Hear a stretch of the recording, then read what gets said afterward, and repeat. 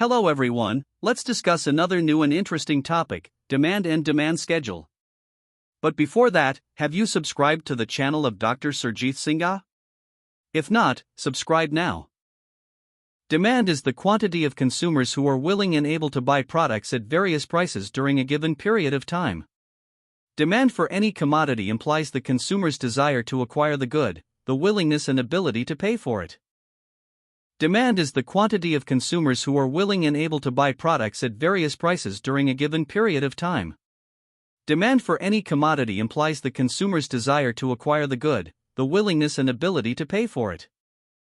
In economics, a demand schedule is a table that shows the quantity demanded of a good or service at different price levels.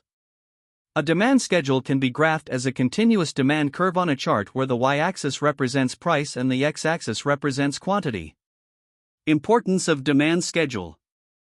Analysts and economists can use this schedule to forecast the market demand of a product depending on the price.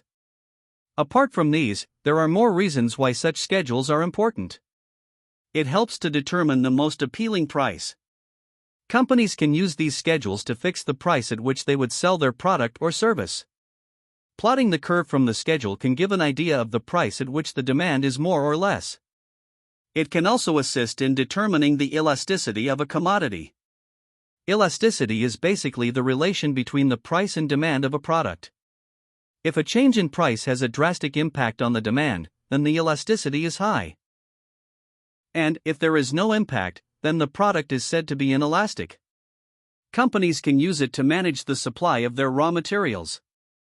Since schedules can help predict demand, companies can use them to manage the supply of their raw materials.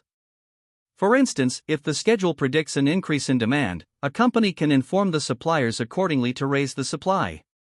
Experts can also use it to determine if any other factors are impacting the demand or not.